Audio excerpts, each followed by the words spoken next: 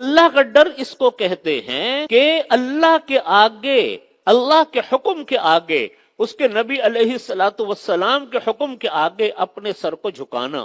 یا اللہ یہ آپ کا حکم ہے، اب اس کے بعد ہم یہ کام نہیں کریں گے، چاہے مالی طور پہ فائدہ ہو، چاہے مالی طور پہ نقصان، چاہے دنیا کا نفع ہو، چاہے دنیا کا نقصان. یہ اللہ کا ڈر پیدا کرنے کا طریقہ ہی یہی کہ اللہ کے نیک بندوں کے ساتھ رہو. اور یہ بات اس وقت پیدا ہوتی ہے جب انسان، یہ جو فرمایا نا کونوا مع الصادقین، سچے لوگوں کے ماحول میں رہو گے اللہ کا ڈر خود بخود آئے گا. ماحول کا اثر انسان بہت قبول کرتا. میرے دادا حضرت مفتی محمد شفیع صاحب رحمۃ اللہ علیہ کا ملفوظ میں نے اپنے بزرگوں سے سنا.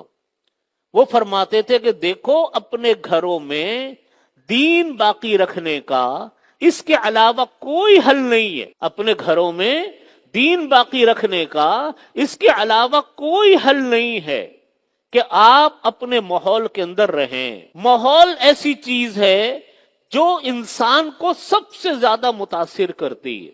سب سے زیادہ متاثر کرنے والی چیز ماحول ہے. تو حضرت نے بھی فرمایا کہ اپنے گھروں میں دین چاہتے ہو، اپنے ماحول میں رہو. اپنے بچوں کو اہل اللہ کی مجلسوں میں لے کر جاؤ، اپنے بچوں کو دینداروں کی مجلس میں لے کر آؤ. یہ جو حکم ہے کہ چھوٹے بچوں کو مسجدوں میں لاؤ، 7 سال کا بچہ ہے اس کو فرمایا کہ نماز کا کہنا شروع کرو. کیوں؟ تاکہ اس بچے کو ماحول ملے. ابھی تو آئے گا مسجد میں کھیلے گا، کھیلنے دو. آج کا کھلاڑی ہے تو کل کا نمازی ہے. 10 سال کا حکم ہے تو فرمایا مارو، مسجد میں لے آؤ اس کو، بس لے آؤ یہاں پر. اب وہ بچے ہیں، کھیلیں گے، کھیلتے رہیں. اسی طرح وہ دیکھ دیکھ کر نمازی بنے گا. یہی طریقہ ہے سکھانے کا. ماحول اصل چیز. لیکن کوئی یہ چاہے کہ دنیا کے ہر الٹے سیدھے ماحول میں رہے اور پھر بھی وہ اپنے دین کو بچا جائے گا، ایسا نہیں ہو سکتا. یہ طریقہ نہیں ہے. نبی کریم صلی اللہ علیہ وسلم نے مکہ مکرمہ چھوڑا. مکہ مکرمہ کون چھوڑتا ہے؟ لوگ تو تمنائیں کرتے ہیں کہ ایک مرتبہ ہمارے قدم مکہ مکرمہ میں کسی طرح پڑ جائے. لوگ زندگی بھر کی جمع پونجی لگا دیتے کہ ایک مرتبہ مکہ مکرمہ میں حاضری ہو جائے. اور وہاں نبی علیہ الصلوۃ والسلام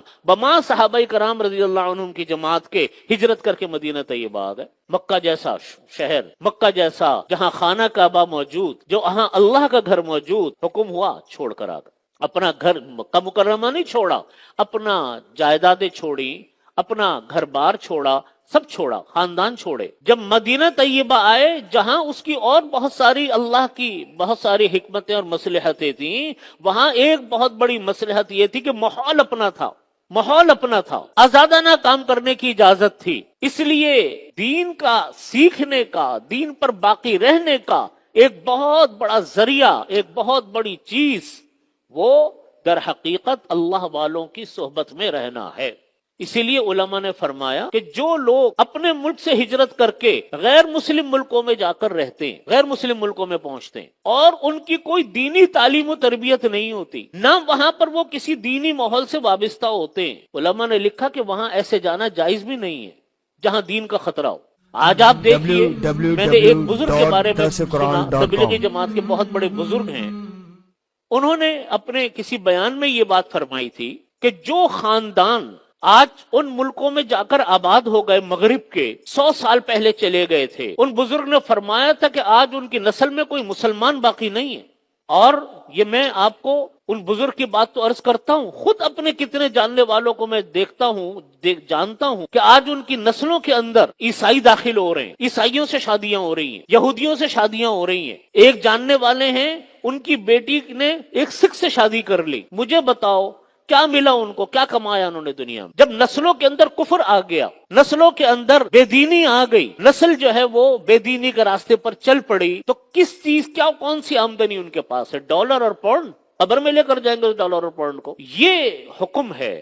اسی لیے علماء لکھتے ہیں کہ ایسے لوگ جو ان غیر مسلم ملکوں میں جائیں، ان کو چاہیے کہ وہ اپنا سب سے پہلے دنیا کے بندوبست کرنے سے پہلے اپنے دین کو بچانے کی فکر کر کے جائیں کہ اپنے دین کو کس طرح بچانا ہے. وہاں میرے ایک دوست ہیں، ہمارے ایک جاننے والے ہیں، وہ میرے سے کہنے لگے، امریکہ میں رہتے ہیں، کہتے ہیں یہ تو جملہ بہت مشہور ہے کہ مغرب میں اسلام بہت پھیل رہا. کہہ رہے بڑا مشہور جملہ ہے اور پھیل بھی رہا. کہہ رہے ایسی بات نہیں ہے، جماعتیں بھی کام کر رہی ہیں، مسجد مدارس بھی کام کر رہے ہیں اور لوگ مسلمان بھی ہو رہے ہیں، دینی حلقے سے وابستہ بھی ہو رہے ہیں. لیکن وہ صاحب کہنے لگے کہ اس کو کوئی نہیں بتاتا کہ وہاں لوگ مرتد کتنے ہو رہے ہیں، مسلمان کتنے لوگ مسلمان مرتد ہو رہے ہیں. کہہ رہے اس کو کوئی نہیں بتاتا. حالانکہ ان کا کہنا یہ تھا کہ مرتد ہونے والوں کی تعداد بھی اسی طریقے سے جو اسلام چھوڑ کر کفر میں جا رہا ہے۔ تو اصل چیز تو در حقیقت یہ ہے کہ ہمارے اندر ہم لوگ ایسے ماحول کو اختیار کریں، اپنے بچوں کو ایسا ماحول دیں، اپنے گھروں کو ایسا ماحول دیں، خود ایسے ماحول میں جوڑیں